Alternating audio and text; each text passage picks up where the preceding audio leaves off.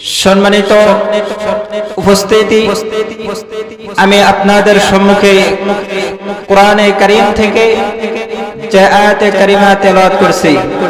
আল্লাহ তাআলা বলেন, ওয়া মা খালাকতুল জিন্না ওয়াল ইনসা ইল্লা লিয়াবুদুন। আল্লাহ পাক রব্বুল আলামিন আমাদেরকে দুনিয়াতে পাঠাইছেন মানব জাতিদেরকে এবং জিনদেরকে আল্লাহর দাসত্ব আর গোলামি করার জন্য। আল্লাহ পাক রব্বুল আলামিন আমাদেরকে দুনিয়াতে পাঠাইছেন একটি উদ্দেশ্যে। কি উদ্দেশ্যে? জিন জাতি এবং আমাদেরকে মানুষকে পাঠাইছেন একটি উদ্দেশ্যে। সেই উদ্দেশ্যটি হলো কি? ইবাদত, আল্লাহ তাআলার দাসত্ব আর গোলামি করার জন্য দুনিয়াতে পাঠাইছেন। এটা উদ্দেশ্য। আল্লাহ পাক রব্বুল আলামিন আমাদেরকে সৃষ্টি করেছেন, দুনিয়াতে পাঠাইছেন। আগে উদ্দেশ্য, তারপরে সৃষ্টি। আমাদেরকে বুঝতে হবে উদ্দেশ্যটা কি।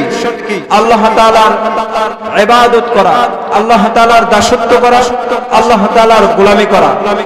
কিন্তু আমরা দুনিয়াতে এসে আল্লাহ তাআলার দাসত্ব গোলামিকে ভুলে গিয়ে আমরা দুনিয়ার মোহে পড়ে আল্লাহর কথা ভুলে গেছি। তো আমাদেরকে কি করতে হবে? ইবাদত করতে হবে। আল্লাহ তাআলা আমাদেরকে বুঝতে হবে দুনিয়াতে পাঠাইছেন কি জন্য। আমরা দুনিয়াবি হাইসিয়তে, দুনিয়াবি নিয়মে আমরা একজন দাসকে ক্রয় করছি টাকার বিনিময়ে। আমার একটি উদ্দেশ্য আছে এবং সেই দাস কি করবে?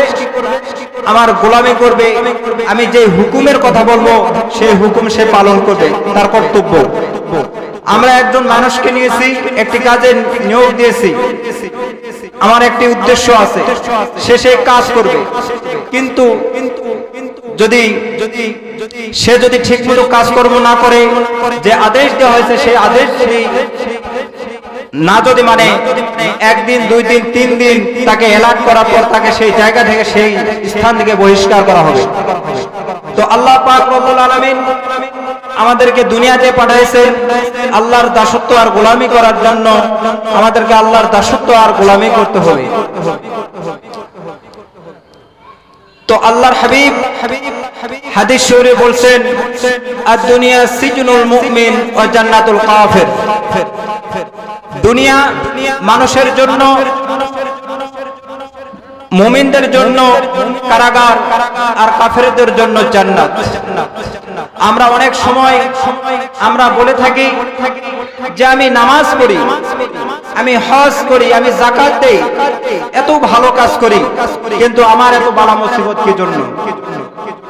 এত সমস্যা কি জন্য? অথচ অমুক ব্যক্তি, অমুক মানুষ নামাজ পড়ে না, বন্দেগী করে না, তার কোনো বালা মুসিবত, কোনো সমস্যাই নাই। এইরকম হতাশ হয়ে বলে থাকি আমরা। আমাদেরকে আল্লাহ পাক রব্বুল আলামিন বালা মুসিবত দিয়ে থাকেন আমাদের ঈমানকে পরীক্ষা করার জন্য। আল্লাহর হাবিব তো বলেছেন যে মুমিনদের জন্য দুনিয়াটি কারাগার, আর কাফেরদের জন্য জান্নাত। এর অর্থ হলো মুমিনেরা মন চাইলেই সব কাজ করতে পারবে না, মন চাইলেই গানের আসরে বসতে পারবে না, মন চাইলেই বেহুদা কাজের মধ্যে লিপ্ত হতে পারবে না। কিন্তু কাফের, তার কোনো বাধা বিপত্তি নাই, দুনিয়াটাই ক্ষণস্থায়ী জীবনের জন্য তার জন্য জান্নাত। বলেন নাউজুবিল্লাহ।